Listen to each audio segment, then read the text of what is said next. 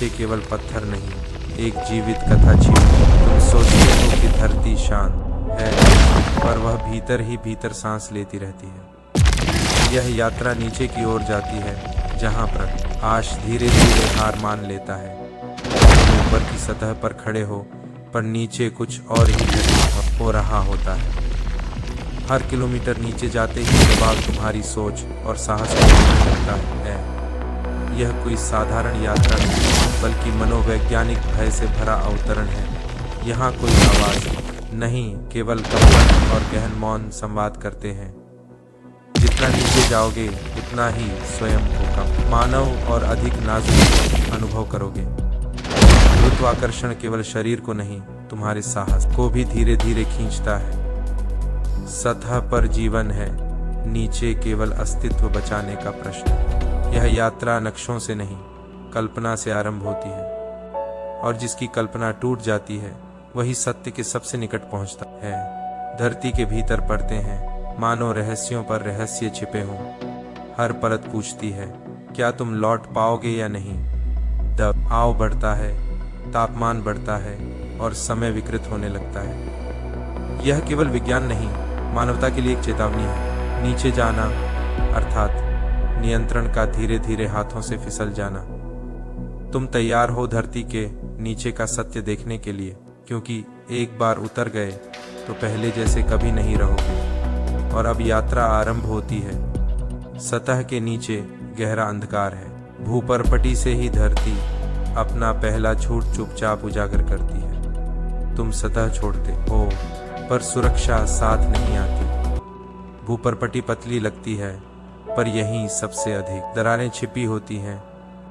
यहीं भूकंप जन्म लेते हैं, बिना किसी चेतावनी के। धरती हिलती नहीं, वह केवल अपनी शक्ति स्मरण कराती है। हर विवर्तनिक प्लेट अपनी इच्छा से चलती है, नियमों की अनदेखी करती है। तुम ऊपर नगर बसाते हैं, नीचे धरती योजनाएं तोड़ती रहती है। भूपरपटी के नीचे लावा सोया रहता है, जाग जाए तो नगर मिटा देता है। यह परत ठोस दिखती है, पर भीतर से सदागत ईमान रहती है। दबाव यहीं से आरंभ होता है, पहले मन के भीतर अनुभव होता है। हर कदम नीचे जाते ही गुरुत्वाकर्षण स्वयं को याद दिलाता है। चट्टानें घिसती रहती हैं, बिना चीख के आवाज निकलती है। यही घर्षण भूकंप का पहला मौन संकेत होता है। लोग कहते हैं आपदा प्राकृतिक है, पर चेतावनियां अक्सर अनदेखी की जाती हैं। भूपरपटी प्रतिदिन याद दिलाती है, तुम कब ये पूर्ण नियंत्रण में नहीं हो। यह धरती नहीं, एक भरे हुए ट्रिगर की तरह व्यवहार करती है। गलत स्थान पर तनाव बढ़े और सब कुछ ढह सकता है। तब तुम चल रहे हो, पर नीचे कोई और निर्णय ले रहा है। भूपरपटी पर जीवन संभव है, पर कभी गारंटी नहीं। इसीलिए यात्रा यहीं से गंभीर होने लगती है। भूपरपटी के बाद मेंटल में धरती मनुष्य को गंभीरता से लेना छोड़ देती है। यहाँ शिला ठोस नहीं रहती, धीरे धीरे बहने लगती है। तुम इसे पत्थर समझते हो, पर यह पिघला हुआ धैर्य है। यहाँ तापमान 1000 डिग्री के पास पहुंच जाता है। शरीर पिघल सकता है, पर यात्रा अब ये प्रारंभ ही हुई है। यही लावा चुपचाप जन्म लेता रहता है। ज्वालामुखी केवल मुख है, असली क्रोध यहीं पड़ता है। ऊपरी मेंटल में इला द्रव और ठोस के बीच फांसी रहती है। न पूरी तरह बह सकती है, न पूरी तरह जमती है। जैसे मनुष्य भय और साहस के बीच अटका रहता है। यहाँ दबाव केवल भार नहीं, अस्तित्व को कुचल देता है। हर मीटर नीचे सांस का अर्थ बदलता जाता है। ऑक्सीजन की कल्पना सतह के साथ ही समाप्त हो जाती है। यहाँ जीवित रहना केवल सिद्धांत बनकर रह जाता है। मेटल की गति महाद्वीपों को मौन रूप से नचाती रहती है। तुम नगरों में रहते हो, यहाँ धरती स्वयं प्रवास करती है। पर्वत उठते गिरते हैं, पर प्रक्रिया यहीं लिखी जाती है। ऊपरी मेंटल तय करता है कौन सा देश हिलेगा। यहाँ समय सेकंडों में नहीं, लाखों वर्षों में गिना जाता है। इसलिए क्रोध धीमा पर अजेय होता है। निचले मेंटल में पहुँचते ही धरती मनुष्य को भूल जाती है। दबाव इतना कि परमाणु भी निजी स्थान खो देते हैं। शिला जीवित सी प्रतीत होती है, धीरे धीरे प्रवाहित होती है।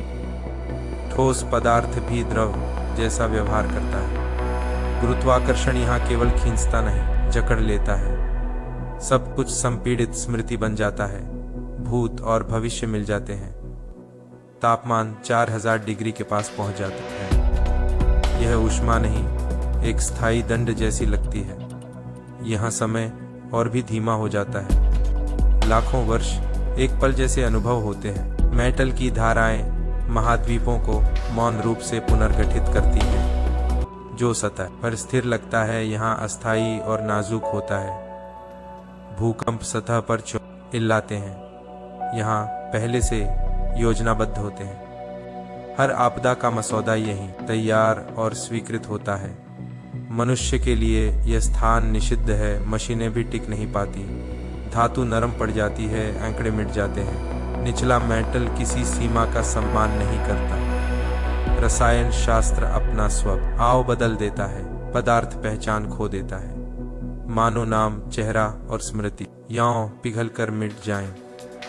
यह स्थान याद दिलाता है कि हम कितने नश्वर हैं। तुम इस ग्रह के केवल अतिथि हो, स्वामी कभी नहीं। निचला मेटल सहन नहीं करता, केवल अनदेखा और कुचल देता है।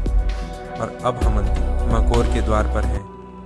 बाह्य कोर धरती का हृदय है, द्रव धातु बनकर घूमता हुआ।